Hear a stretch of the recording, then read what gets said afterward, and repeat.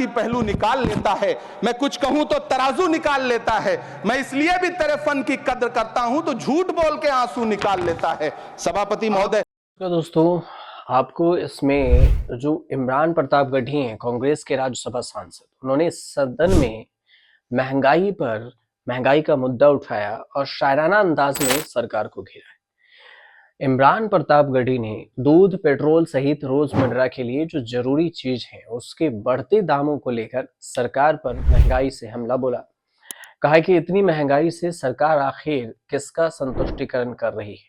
उन्होंने इस बात का भी जिक्र किया कि महंगाई चरम पर पहुंच गई है और हर चीज के दाम आसमान छू रहे हैं, जिससे जनता परेशान हो रही है।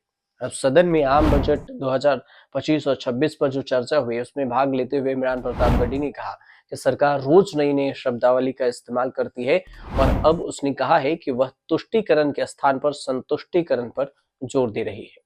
उन्होंने इस बात का भी जिक्र किया कि आम बजट में सरकार ने मनरेगा के लिए एक भी रुपया नहीं बढ़ाया।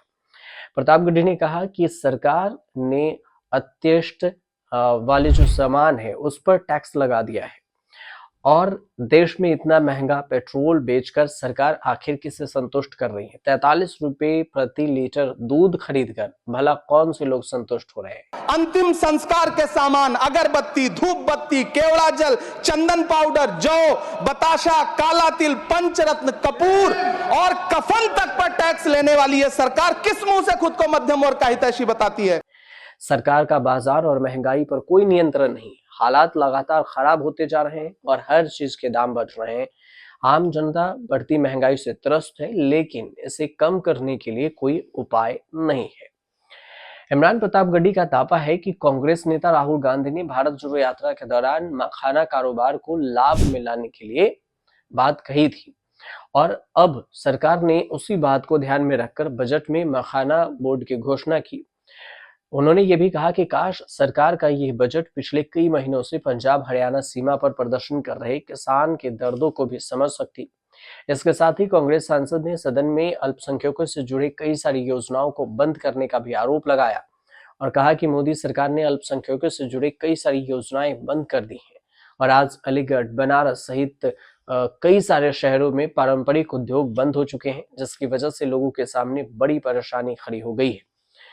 और इसी पर इमरान प्रताप गढ़ी ने शायराना अंदाज में केंद्र सरकार को जबरदस्त घेरा कि कफन पर टैक्स लगा रहे हैं और आंख नहीं है और ये चश्मा दे रहे हैं। आपको ये भी बता दें कि 2 दिन पहले इमरान प्रताप गढ़ी की जो कविता है उसको लेकर भी सुप्रीम कोर्ट में एक याचिका पहुंची थी और इस याचिका पर सुप्रीम कोर्ट ने अपना रुख साफ किया था। 21 जनवरी को सुप्रीम कोर्ट ने इमरान प्रताप गढ़ी को अंतरिम राहत देते हुए उनके खिलाफ गुजरात के जामनगर में जो एफआईआर दर्ज की गई थी उस पर कोई भी कार्रवाई करने से रोक लगा दी थी। जस्टिस अभय एस ओक की अध्यक्षता वाली जो बेंच है उसने गुजरात सरकार और शिकायतकर्ता किशन भाई नंदा को नोटिस भी जारी किया था। 10 फरवरी 2025 को मामला एक बार फिर सुनवाई के लिए लगा, लेकिन गुजरात सरकार के लिए पेश वकील ने जवाब दाखिल करने के लिए समय मांगा है। अब कोर्ट ने उन्हें जवाब के लिए समय देते हुए ये जरूर कहा है कि जिस कविता के लिए ये केस हुआ है उसका सही अर्थ समझने का प्रयास होना चाहिए। ये कविता किसी धर्म के विरोध में नहीं कही गई है और इसका मकसद अहिंसा की बात करना था। जामनगर में एक सामूहिक विवाह कार्यक्रम में शामिल होने के बाद इमरान प्रताप गढ़ी ने 2 जनवरी को सोशल मीडिया पर एक पोस्ट लिखा था।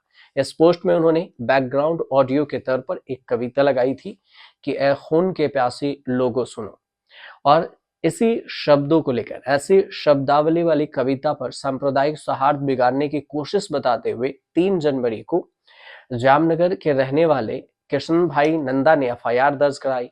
उस एफआईआर में बीएनएस की धारा 196, 197 लगाई गई और इन धाराओं में 5 साल तक की सजा भी हो सकती है। अब इस केस को निरस्त करवाने के लिए इमरान ने गुजरात हाईकोर्ट का दरवाजा खटखटाया। उन्होंने दलील दिया कि उनका मकसद शांति और प्रेम को बढ़ावा देना था, लेकिन हाईकोर्ट के जस्टिस संदीप भट्ट की जो बेंच है इससे वो मना कर दिए। हाईकोर्ट ने कहा कि जांच अभी शुरुआती दौर में है। इमरान प्रताप गढ़ी एक सांसद है, राज्यसभा सांसद है, उन्होंने जिम्मेदारी से काम लेते हुए कानून प्रक्रिया का पालन करना चाहिए, ये बात गुजरात हाईकोर्ट ने कहा। इसके बाद मामला पहुंचा सुप्रीम कोर्ट ने। सुप्रीम कोर्ट ने फटकार भी लगाई राज्य सरकार को और सवाल भी पूछ लिया। नोटिस में ये कहा है कि आप मुझे जवाब दीजिए कि इसका आखिर मतलब क्या था, जिस मतलब को लेकर आपने इस केस को इतना बढ़ा दिया। क्योंकि कविता का अर्थ आपको समझ में नहीं आया है, और अगर आया है तो आप मुझे लिखित में बताइए कि इसका आखिर अर्थ क्या है। और इसी की वजह से इसमें नई डेट दी गई है कि आगे क्या कुछ होगा। लेकिन इस सब के बीच में जब सदन में इमरान प्रतापगढ़ी पहुंचे तो फिर से कविता के जरिए उन्होंने केंद्र सरकार को टारगेट पर ले लिया। आपको जानकारी सही लग रही हो तो हमारे चैनल को सब्सक्राइब कीजिए, शेयर कीजिए और कमेंट कीजिएगा।